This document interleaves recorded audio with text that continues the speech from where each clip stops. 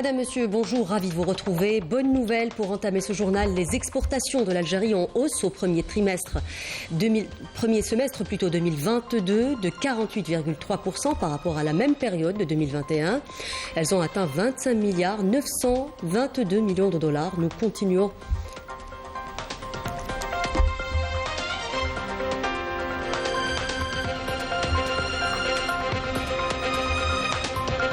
Nous continuons notre série de reportages relatifs aux élections partielles des APC prévues à Tizi Ouzou et à Béjaïa le 15 octobre prochain. Une grande mobilisation est constatée au niveau des APC concernés. L'exemple à Touja à Béjaïa dans le journal.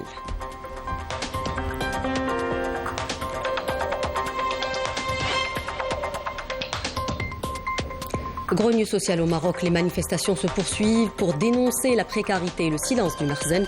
L'absence de Mohamed VI accroît le mécontentement des Marocains.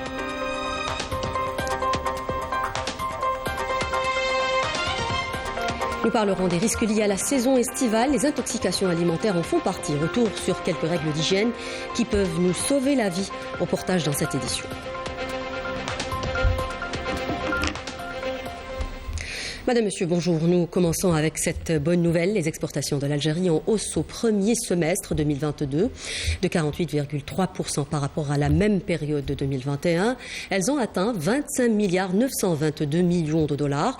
Les douanes algériennes font état de 3 milliards 507 millions de dollars d'exportation hors hydrocarbures, soit environ la moitié de l'objectif de 2022 qui est atteint. Mariam Damis. Près de 26 milliards de dollars durant le premier semestre 2022, un banc qualificatif des exportations de l'Algérie de janvier à juin 2022, soit en hausse de 48,3% par rapport à la même période de 2021. Le rapport des douanes algériennes fait état également de 3 milliards 507 millions de dollars d'exportation hors hydrocarbures, soit 50% de l'objectif de 2022. Les statistiques douanières font apparaître également pour le premier semestre 2022 des importations de l'ordre de 20 milliards 223 millions de dollars, en augmentation de 7,41 par rapport au premier semestre 2021. La balance commerciale de l'Algérie a donc enregistré un excédent de plus de 5 milliards 689 millions de dollars lors du premier semestre, alors qu'elle était déficitaire d'1 milliard 348 millions de dollars durant la même période de l'année dernière. Le taux de couverture des importations par les exportations s'est établi quant à lui à 128,2%, alors qu'il était de 92,8% pour le premier semestre 2021. Quant aux exportations hors hydrocarbures, elles ont atteint jusqu'à fin juin 2022 3 milliards 507 millions de dollars contre 2 milliards 47 millions de dollars au premier semestre 2021, soit environ la moitié de l'objectif de l'année 2022 qui est de 7 milliards de dollars. Le rapport des douanes algériennes indique par ailleurs que les principaux fournisseurs de l'Algérie sont la Chine, le Brésil, l'Argentine et l'Italie, tandis que les principaux clients sont l'Italie, l'Espagne, la France, les Pays-Bas et les États-Unis. Et nous avons avec nous justement en direct Mohamed Achir, il est expert en économie, il est également enseignant à l'université de Tizi Ouzou. Mohamed Achir, bonjour. Bonjour. Alors nous venons de voir ces chiffres qui indiquent la hausse des exportations de l'Algérie au premier semestre 2022. Quelle lecture faites-vous de ces chiffres, Monsieur Achir ? On peut dire une amélioration notable des équilibres macroéconomiques de notre pays, notamment la position financière extérieure du pays. Donc nous avons dépassé un peu les déficits récurrents des années précédentes. Et à partir d'abord de 2021, nous avons enregistré une balance commerciale positive avec 1,5 milliard de dollars. Maintenant, on passe au premier semestre carrément à 5,6 milliards de dollars de solde positif de la balance commerciale.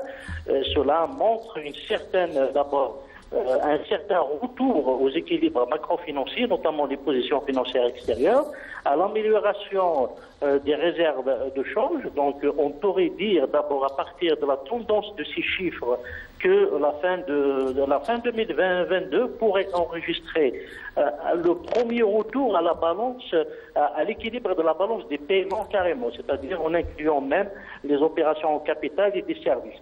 Et cela pourrait avoir une moyenne de 50 milliards de dollars de réserve de change à la fin 2022, ce qui fait qu'on aura une position financière extérieure très confortable. Ce qu'il faut noter également à partir des chiffres communiqués par la douane, c'est que nous avons une certaine capacité de résilience par rapport à la crise financière mondiale, enfin par rapport à l'inflation mondiale, étant donné que les importations n'ont augmenté que de 7% durant les 6 premiers mois de l'année 2022, tandis que les exportations ont augmenté de 48%. Donc c'est un élément très important. Nous avons vu une inflation mondiale qui a été créée par la crise de la Covid-19, notamment la perturbation des chaînes de valeur mondiales et des chaînes d'approvisionnement, avec une inflation très importante. Mais les 6 premiers mois de cette année, nous n'avons enregistré une augmentation que de 7% des importations. Donc cela montre une certaine maîtrise d'abord des importations et une certaine capacité de résilience aussi à cette inflation mondiale. Sans oublier un chiffre qui est très important, c'est la diversification dans les exportations. Donc c'est Justement, Monsieur Achir, je voulais vous faire réagir justement sur ce chiffre, avec 3,507 milliards de dollars qui représentent les exportations aux hydrocarbures qui sont également en hausse. Tout à fait. Donc il faut rappeler que l'objectif du président de la République, c'est d'atteindre les 7 milliards de dollars. On est déjà à 3,5 milliards de dollars. Et il faut rappeler que durant des années et des années, nous n'avons même pas atteint les 3 milliards de dollars d'exportation annuelle. Donc là, on est déjà à 3,5 milliards de dollars pour le premier semestre 2022. Donc c'est ça qui est encourageant et ce qui montre une certaine amélioration tendancielle de l'économie algérienne en termes de diversification. Parce que nous ne sommes pas réellement tributaires seulement des exportations des hydrocarbures. Donc avec cette tendance de diversification des exportations hors hydrocarbures, ça va encore renforcer les positions financières extérieures du pays en termes de réserve de change et ça va également se répercuter positivement sur les équilibres macroéconomiques internes, notamment l'amélioration de la capacité de financement de l'économie et l'amélioration des grands équilibres budgétaires du pays. Oui, merci beaucoup, Monsieur Achir. Vous avez été avec nous en direct par téléphone. Je rappelle que vous êtes économiste et vous êtes également enseignant à l'université de Tizi Ouzou. Nous restons dans l'économie pour parler cette fois-ci des nouvelles découvertes de Sonatrach. Le groupe a annoncé hier la réalisation de 3 découvertes, dont 2 de gaz en effort propre et une découverte de pétrole en partenariat avec l'italien Eni. D'abord un gisement de gaz à condensat réalisé dans 2 réservoirs dévoniens suite au forage par Sonatrach d'un puits d'exploration dans le périmètre de recherche Inaminas 2 du bassin d'Elizy.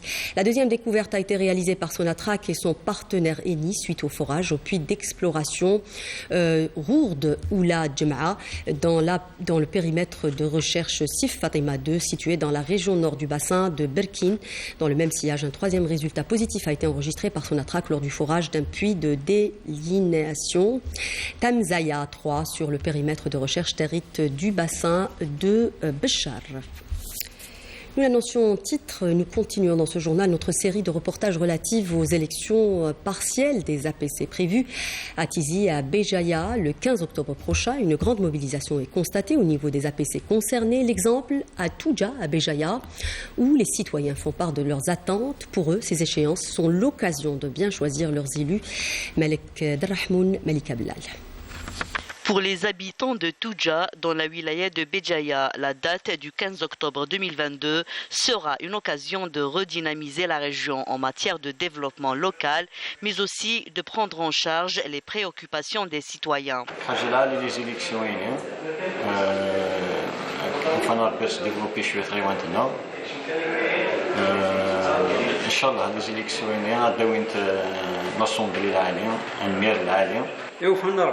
هي الثغيوانت هذا خمن تفرن نسن اسبدن وين ازران سعان زيس لمن اكن ذي سدون يقبلن انتوذر نحوز مليح الميركن الدبدار الشعبي غاتموثين نتاير عتزن. L'autorité nationale indépendante des élections, ANI, de son côté, est mobilisée pour mener à bien et encadrer ce rendez-vous électoral. La révision exceptionnelle des listes électorales est une occasion pour ceux qui ne sont pas encore inscrits sur les listes de venir s'inscrire.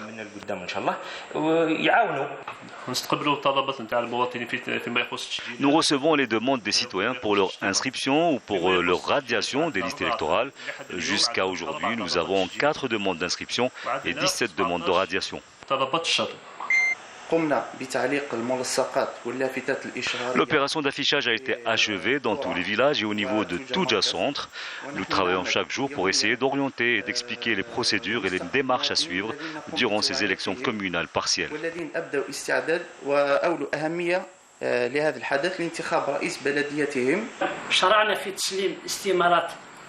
Les formulaires de candidature sont disponibles à notre niveau et nous sommes ici à la disposition de tous les candidats.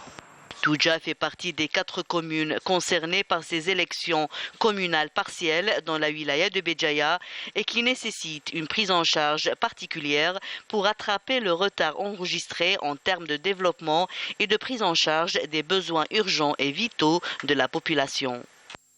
Transport à présent, l'entreprise nationale de transport maritime des voyageurs, le NMTV, a lancé récemment, vous le savez, sa nouvelle desserte Alger-Naples. La phase retour de ce voyage a eu lieu ce matin. Cette nouvelle liaison de la compagnie maritime nationale englobe 2 autres dessertes prévues au début et à la mi-août prochain et 2 autres voyages à la même période en septembre. La ligne maritime Alger-Naples intervient dans le cadre de l'élargissement des activités de l'NMTV et vise à répondre à une préoccupation de la communauté nationale établie en Italie. Je vous propose d'écouter les réactions de quelques voyageurs. C'était très très bien. Le personnel de l'NTMV, MashaAllah, ils étaient vraiment très à cheval. MashaAllah عليهم. 4 سنوات ما روحناش للبلاد، توحشنا البلاد بزاف. الرحلة كانت طويلة بزاف. الحمد لله الطاقم كان مليح تهلاو فينا. الحمد لله على كل حال جينا لبلادنا وسي البلوز امبورطون. في نابولي وفرنا لبيع التذاكر وكانت الظروف حسنه والحمد لله كنت بالاتصال مع ربان الباخره كي نعرف كيفاش الجاليه تاعنا داخل الباخره لان السفر كان طويل شويه حوالي 30 ساعه. الحمد لله عرفنا بلي السفر كان ممتع لهم وحنا وفرنا كل ما لازم لجاليتنا باش يكونوا هنا في الجزائر. Et justement, plusieurs décisions ont été prises par les douanes algériennes en vue de faciliter le déplacement des membres de la communauté algérienne établie à l'étranger. La déclaration des devises, par exemple, est désormais téléchargeable à partir du site des douanes algériennes. Écoutons Ishkour Rima, inspectrice divisionnaire. Elle est également sous-directrice de l'information à la Direction générale des douanes.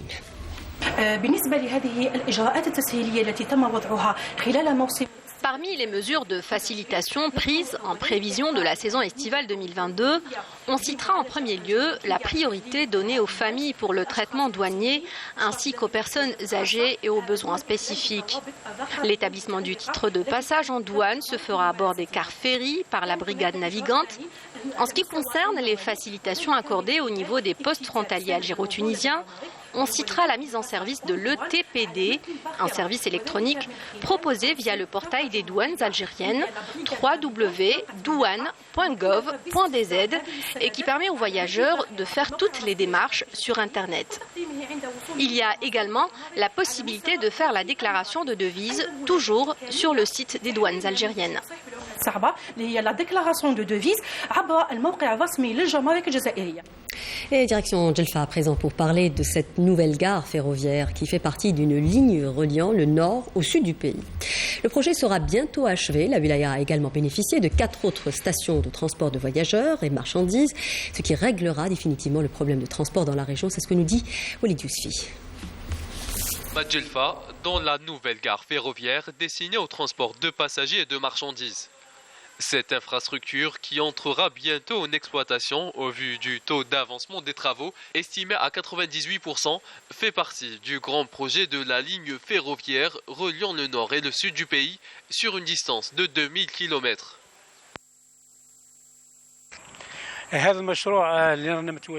Ce projet de transport ferroviaire arrive presque à son terme. Les travaux sont en voie de finition. La wilaya de Djelfa a bénéficié de 5 gares pour le transport des voyageurs. Une autre gare, par contre, est destinée au transport de marchandises. Tout le réseau s'étend sur une distance de 327 km, ce qui lui permet d'avoir un rôle économique important dans la région ainsi que pour le transport des voyageurs qui pourront se déplacer en toute prospérité. Tout est mis en œuvre pour achever ces projets dans les délais impartis. Nous sommes ici sur le site du projet de transport ferroviaire reliant El Djelfa à Al-Rouat, sur une distance estimée à 110 km. Le projet est en bonne voie. Nous sommes en train d'effectuer les travaux de finition. Une fois livrés, ces projets permettront d'améliorer les conditions de transport de et vers Djelfa et de créer des postes d'emploi pour les jeunes de la région. Le manque de pluie a contraint plusieurs agriculteurs à s'adapter à la sécheresse. C'est le cas dans une exploitation à Tipaza qui a adopté le système du goutte à goutte dans l'irrigation. Les résultats sont prometteurs. C'est le reportage de Majda Jahmoun. Regardez.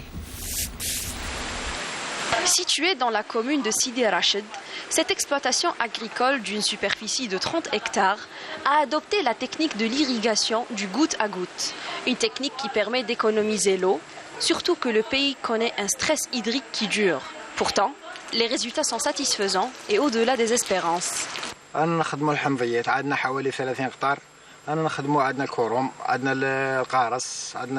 Nous avons près de 30 hectares d'agrumes et de vignes plantées et c'est le système du goutte à goutte qui nous a permis de réduire au maximum l'utilisation de l'eau et de l'engrais.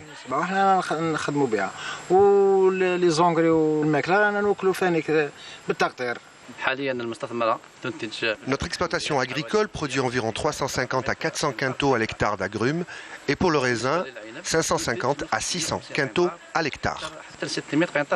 Au niveau de la wilaya de Tipaza, on a 27 600 hectares de superficie irriguée, dont 87% sont irrigués à partir du système goutte à goutte économisateur d'eau. Ce système permet l'extension de la superficie irriguée, surtout par le soutien de l'État qui est là à accompagner les agriculteurs. Près de 5000 hectares sont irrigués par la méthode du goutte à goutte. Elle permet d'économiser énormément l'eau, surtout que les arbres fruitiers nécessitent des quantités d'eau importantes. Cette méthode a plusieurs avantages, notamment la réduction des coûts, surtout pour la main-d'œuvre, et l'utilisation rationnelle de l'engrais.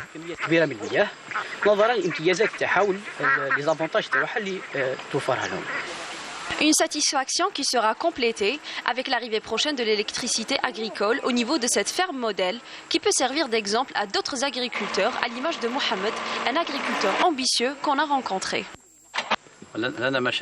Notre ambition est de développer notre activité pour exporter. Nous munir d'électricité agricole nous permettra de réaliser cette ambition. Dans le même cadre, toutes les exploitations qui utilisent le système goutte à goutte sont dotées d'électricité agricole. Au niveau de la wilaya, un nombre assez restreint qui est en cours d'étude et qui va nous permettre de toucher le maximum d'exploitations utilisant le système goutte à goutte. Des mesures qui seront certainement les bienvenues et qui contribueront à augmenter la production agricole dans cette localité rurale, tout cela avec l'utilisation rationnelle de l'eau. Agriculture toujours pour parler de fruits exotiques après la banane et la goyave. Aujourd'hui, c'est au tour de la culture de mangue d'être expérimentée en Algérie. Un fruit succulent très apprécié par les Algériens. À Tamanrasset, à Tite précisément, Mohamed Daoudawa a réussi le challenge d'en produire. Son objectif est d'alimenter le marché local en quantité suffisante pour faire baisser les prix. Reportage Mohamed Barmaki, commentaire Majda Jahmoun. Cultiver la mangue dans le désert, plus précisément à Tamanrast, est le pari fou fait par Mohamed Daoudawa, un passionné de la terre qui cultivait jusqu'ici toutes sortes d'arbres fruitiers. L'idée de cultiver ce fruit exotique lui est venue lorsqu'il travaillait à l'étranger.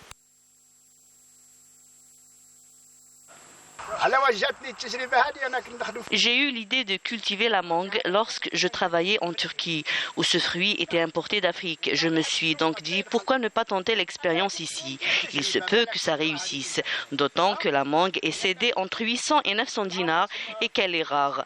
Avec de la volonté et du travail, nous sommes capables de produire ce fruit localement, ainsi nous n'aurons plus à l'importer.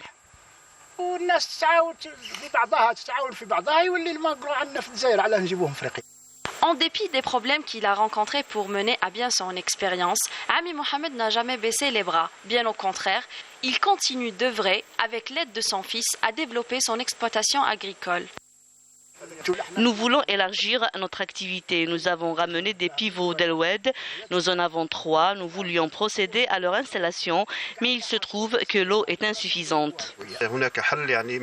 Il y a une solution. Nous pouvons amener l'eau jusqu'ici en parcourant 5 km. Nous sommes là pour aider cet agriculteur.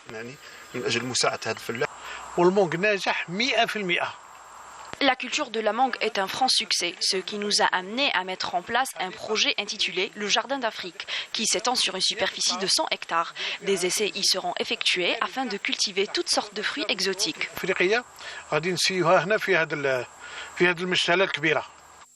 Mohamed Daoudawa compte sur le concours de l'État pour alimenter son exploitation en électricité. Il sera ainsi en mesure d'élargir son activité agricole et alimenter le marché national en fruits exotiques. À l'étranger, grogne sociale au Maroc. Les manifestations se poursuivent pour dénoncer la précarité et le silence du Marsen. L'absence de Mohamed VI accroît le mécontentement des Marocains. Nakhla Arbi. Malgré les interdictions de manifester et toute la répression policière subie et vécue au quotidien, nonobstant les arrestations des leaders de partis politiques et autres opposants, les Marocains sont sortis hier soir dans plusieurs villes du pays pour manifester. Ils ont scandé des slogans contre le régime du Marsen, les restrictions par le régime en place des libertés individuelles et appelé une fois de plus à la chute de la monarchie.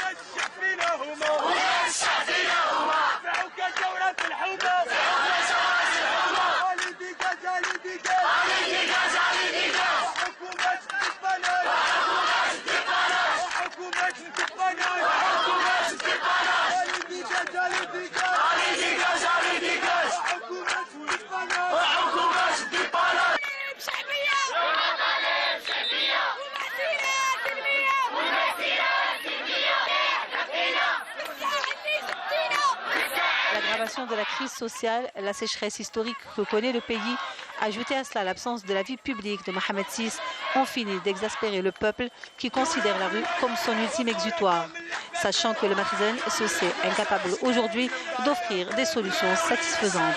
Le mécontentement a aujourd'hui gagné toutes les classes sociales, notamment la bourgeoisie, et ces premières marches en appelleront forcément d'autres. Le ras-le-bol s'étant généralisé à toute la société marocaine. Et à cette situation précaire s'ajoute la régression sans précédent des droits humains et des libertés au Maroc, en plus d'une politique répressive du Marsen. Le recours à la force et les armes est devenu quasi systématique. L'exemple lors du dernier rassemblement pacifique du parti Nahj Demokrati, son secrétaire général a été brutalement agressé. Malika Blel. L'agression brutale dont a été victime le président de l'association marocaine des droits humains et le secrétaire général du parti Nahj Demokrati, Mustafa Brahma, a suscité une vague d'indignation au sein des différentes organisations des droits humains au Maroc. En effet, c'est dans un mépris flagrant des droits de l'homme que le Marsen a réprimé lundi dernier un rassemblement pacifique du parti Nahj Demokrati visant à protester contre les mesures et les obstacles illégaux pratiqués par les autorités locales pour empêcher la tenue de son 5e congrès. Des extraits de vidéos publiés par le parti sur sa page Facebook avaient montré une importante présence policière devant le siège du ministère marocain de l'Intérieur et un usage de la force injustifié par les forces répressives contre les protestataires. Cette répression a suscité une colère généralisée, en plus des appels à la mobilisation contre le régime du Marsen et à adopter une position ferme contre les reculs sans précédent des libertés dans le royaume. ونقول نحن لا نريد فقط رحيل رئيس الحكومة، وإنما تتحمل الدولة كذلك مسؤوليتها في التدخل في هذا الأمر. طفح الكيل اليوم، وخا القمع، وخا التنكيل، وخا هذا الاعتقال، وخا المحاكمات السياسيه في حق المناضلين، الا ان الشعب المغربي الابي يعني مستمر في معركته نحو التحرر، نحو الانعتاق من هذا الواقع، واقع المرير اللي كتحاول تفرض عليه الدوله في تبعيتها. كشاب كطالب في السنه الثانيه دابا حاليا في كليه الحقوق كنتضامن مع الشعب المغربي، والحمد لله عندي وعي، وكنتمنى من جميع المغاربه انهم يكون عندهم وعي ويكون عندهم واحد الفهم عميق في السياسه المغربيه. دابا هاد الاسعار ولا هاد الشيء كله، دابا حنا ملي كنا كنتخبوا على هذا خنوش والحزب ديالو كيعطيهم 200 درهم يبداو، حنا نحلوا في عندنا تا هما راه في شكل. خنوش الله يهديه تا هو، المهم هذا خنوش راه غادي ياخذ واحد الصداع، يعني صداع ديال بصح. Le parti Nahja Démocratie avait publié un communiqué dans lequel il a dénoncé le traitement brutal qu'ont subi ses militants, relevant que cela confirme une fois de plus la cruauté et la sauvagerie du régime du Marzen et sa nature policière. 120 organisations exigent l'ouverture d'une enquête indépendante et impartiale sur les cas d'agression, de répression et d'abus subis par les participants au sit-in pacifique à Rabat et des mesures judiciaires et administratives contre ceux qui ont donné ces ordres illégaux. Le chaos gagne tous les secteurs au Maroc, même les manifestations sportives ne sont pas épargnées. Preuve en est les émeutes survenues à Rabat à l'occasion de la finale de la Coupe d'Afrique des Nations féminines. Le pire a été évité de justesse, nous dit Saïd Fellek. La catastrophe a été évitée de justesse samedi soir à Rabat au Maroc. C'était à l'occasion de la finale de la Coupe d'Afrique des Nations féminines qui a mis aux prises le pays hôte à l'Afrique du Sud. Des milliers de spectateurs sont restés en effet bloqués à l'entrée du stade Moulay Abdallah pendant plusieurs heures, provoquant des bousculades qui ont failli coûter la vie à certains d'entre eux. Les forces de police dépassées ont dû recourir au gaz lacrymogène une nouvelle fois pour disperser une foule en colère et assurer tant bien que mal le déroulement de cette finale continentale. Les images de ces scènes de chaos qui ont heurté la sensibilité des amoureux du football africain, sachant qu'il s'agissait d'une CAN féminine où pourtant les déplacements de supporters des autres nations participantes n'est guère important, montrent une nouvelle fois les failles dans l'organisation des grands événements sportifs par le Maroc. Et devant 45 000 spectateurs dans un contexte hostile, en témoignent les nombreux lasers qui les ont ciblés. Les joueuses sud-africaines ont remporté cette finale, la première CAN de leur histoire après 5 finales perdues. La défaite de l'équipe marocaine a vu éclater à l'issue du match là aussi de nouvelles scènes de violence à l'extérieur de l'enceinte où des policiers ont été pris à partie par une grosse partie du public et des bus ont été saccagés. Ces scènes de violence ne demeurent pas isolées toutefois, puisqu'en début du tournoi, le complexe sportif Mohamed V a vu des échauffourées éclater entre des supporters à la fin d'un match de cette CAN féminine. Des dizaines de fumigènes envoyés en direction de la pelouse dans un climat de peur indescriptible. Des images qui ont terni assurément l'image de cette compétition. Un autre coup à rajouter à l'organisation ratée de cette CAN, c'est l'erreur commise lors de la diffusion de l'hymne national de l'Afrique du Sud en quart de finale face à la Tunisie. Un incident a empêché l'exécution correcte de cet hymne qui a obligé par la suite les responsables de la CAF à présenter leurs excuses à la délégation sud-africaine très en colère. Décidément, le football marocain n'en finit plus de vivre des soirées entachées par les violences dans les stades. Après les différents incidents qui se sont déroulés ces dernières années dans son championnat local, ce fut le tour de cette CAN féminine d'être touchée par ce phénomène récurrent. Pas de quoi encourager les instances footballistiques africaines à accorder de nouveau leur confiance au Maroc pour l'organisation future d'autres événements de ce genre. En Tunisie, le taux de participation à la fermeture des bureaux de vote au référendum sur la nouvelle constitution est de 27,54%, a annoncé l'instance d'indépendance pour les élections. Les résultats préliminaires sont attendus cet après-midi dans l'attente des recours. L'instance électorale aura 3 jours pour se prononcer sur les résultats préliminaires du référendum, alors que les résultats définitifs seront annoncés d'ici le 28 août prochain. Et c'est la période, vous le savez, des grandes chaleurs. Le ministère de la Santé rappelle les précautions à observer durant la canicule qui touche plusieurs régions du pays. Il s'agit essentiellement de conseils préventifs en vue de sensibiliser la population sur les risques liés à la canicule, précisant que la population la plus vulnérable est constituée d'enfants en bas âge et des personnes âgées, mais aussi des malades chroniques. Il s'agit notamment de fermer les volets, les rideaux des façades du logement exposés au soleil, maintenir les fenêtres fermées tant que la température extérieure est supérieure à la température intérieure et éviter de sortir aux heures les plus chaudes, boire également suffisamment, éviter les boissons très sucrées ou à forte teneur de caféine et à éviter aussi les activités extérieures comme la pratique du sport, le jardinage ou encore le bricolage. Et nous le disions en titre, parmi les risques liés justement à la saison estivale, les intoxications alimentaires. Beaucoup en sont victimes en cette période de grande chaleur. Elles sont dues le plus souvent au manque d'hygiène. Observer quelques règles peut nous éviter le pire. C'est un reportage signé Naïm Aloueich. Avez-vous des doutes sur ce que vous allez avaler en ces temps de canicule? Table avenante, fast-food odorant, tout ça a l'air bon, mais est-ce ça? En tout cas, l'hôpital Zmeli, les premières victimes d'intoxication alimentaire affluent déjà.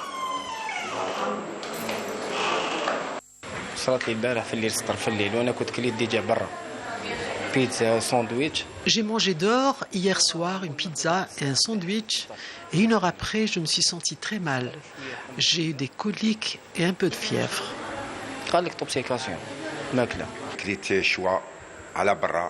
J'ai mangé des grillades à l'extérieur et depuis je me sens très très faible. J'ai eu une forte diarrhée, des nausées et le médecin a diagnostiqué une infection alimentaire. En quoi consiste cette toxi-infection alimentaire? À regarder de tout près, il y a toutes sortes de germes dans ce que nous ingérons. Il y a les méchants qu'on nomme bactéries pathogènes comme la salmonelle ou le staphylocoque dont la présence se fait sentir au bout de 6 heures seulement. D'habitude, on reçoit 5 à 6 malades, ça dépend de la journée. Pour les étiologies de ce problème d'intoxication alimentaire, c'est le manque de respect d'hygiène.